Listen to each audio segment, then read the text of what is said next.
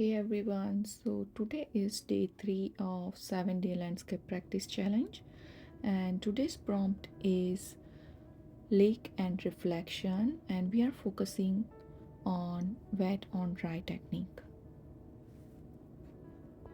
So I did a little study about this landscape in my sketchbook, and we are going to paint similar kind of landscape today, focusing more on reflection and wet on dry technique. And here is the supply list you will need for this painting.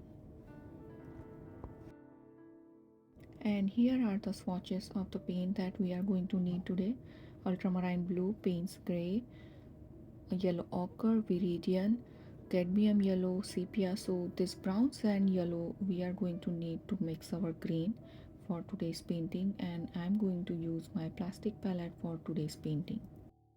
And I'm dividing my paper in 4 parts, so I'm keeping the size of the painting very small to cover all the techniques and finish up the painting in desired time.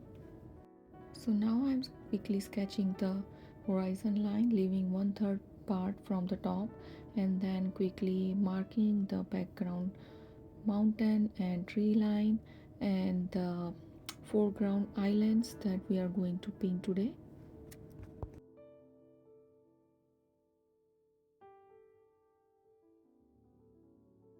And now we will start painting by applying clean water just above the horizon line to paint the sky.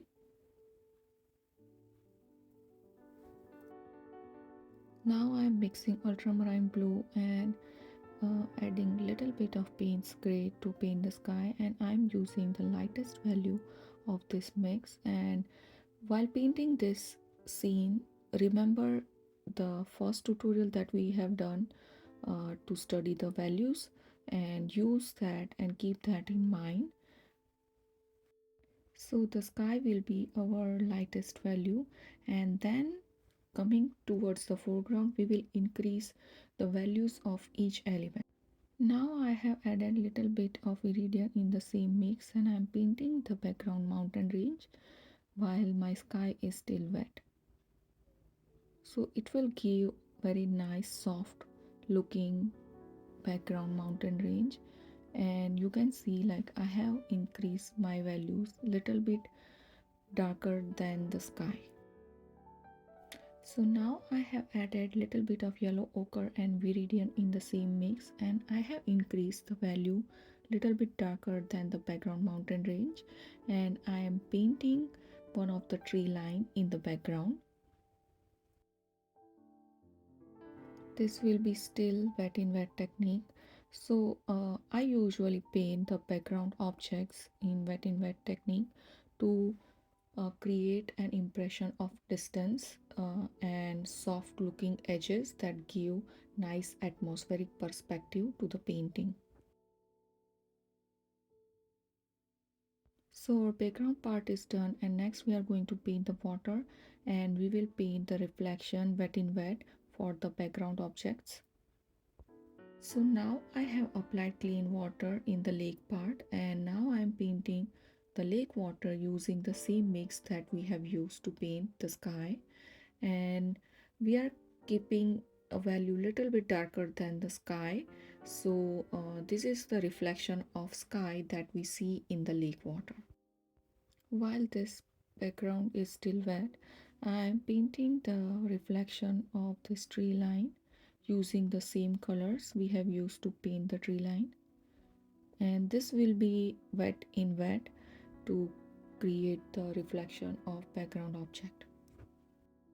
Make sure your brush is not too wet for this, otherwise it will create blooms, and after drying they will create harsh lines on your painting. Now we will wait for this background to dry, and then we will paint this two island and the reflection. So now my background is dry, and I'm starting to paint the first island here, and I'm using smaller size round brush from Artify brushes, and I'm using the mix of yellow ochre and burnt sienna for this. You do not have to be very particular or um, get a perfect shape of this eye. So first I am blocking the shape with the lightest tone, and then I will use some sepia burnt sienna to give some texture and shadow in this. So I have mixed some viridian with sepia to paint the tree lines over this island, and we are using wet on dry technique for painting these trees because these are foreground trees that have pronounced shape and also hard edges. So we are painting pine trees here, so use some zigzag movement and keep the your brush strokes wide while coming towards the bottom.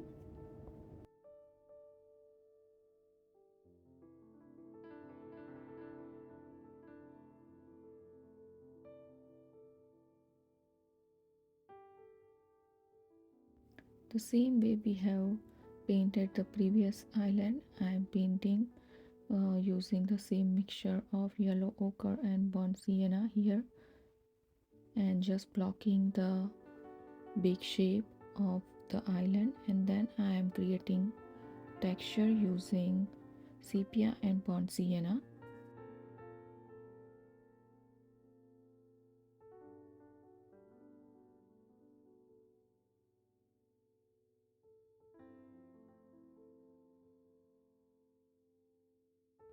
So now I am painting the trees over this island using the mixture of viridian and sepia. Keep the brush strokes very small and zigzag movement on the top, and as you come towards the bottom, keep your brush strokes little bit broader.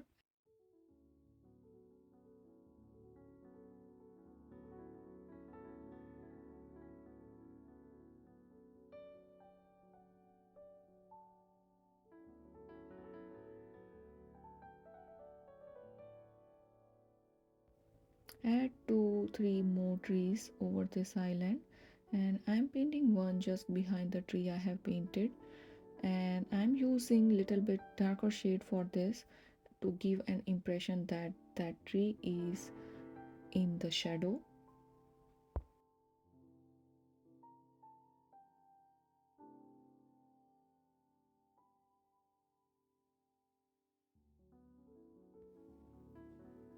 Adding one more or two tree here, and again I want to remind you that we are doing this painting using wet on dry technique. So our paint is wet, our brush is wet, and our paper is dry.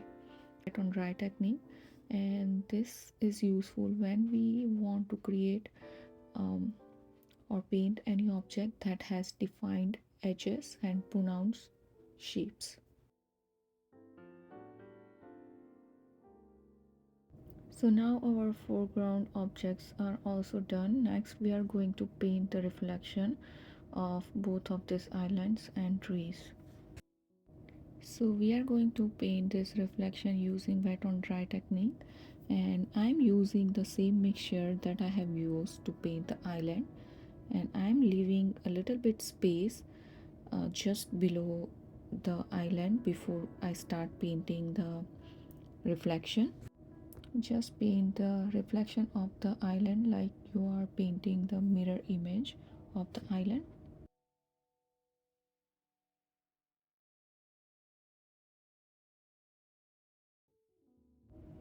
Next we are painting the reflection of trees, and for that we are using vertical zigzag movements, leaving some space in between to create an impression of movement in the water. Keep adding the reflection of other trees in the same way.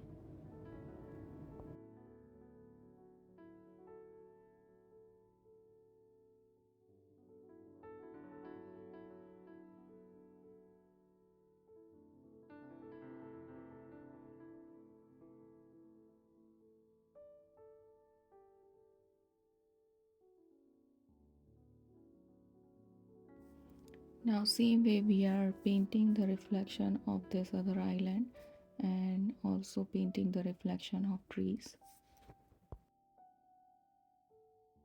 Again leave some space in between the island and its reflection and block the shape using yellow ochre and burnt sienna mix.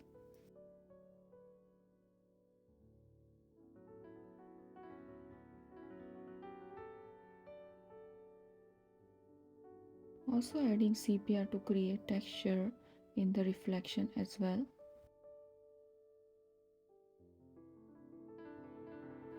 Next I am painting the reflection of trees the same way we have painted the reflection of the trees before.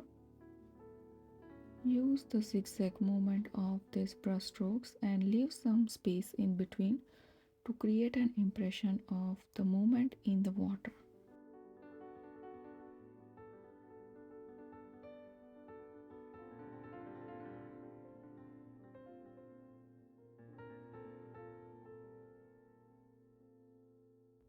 Keep adding reflection of other remaining trees and then we are done with this painting.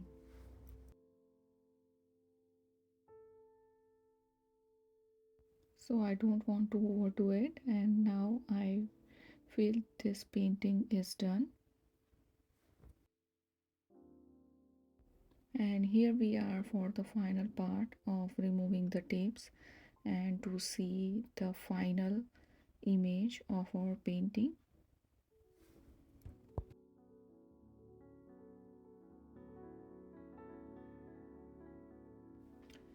So this is our final painting from today's tutorial and we have used wet on wet technique for painting the sky and background and also we use the same technique to paint the reflection of background object.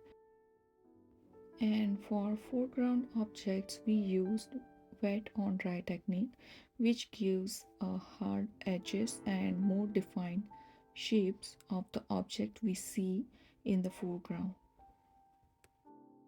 By incorporating these techniques in your painting like wet on wet technique in the background and wet on dry technique for the foreground objects, you can create an impression of distance in your painting.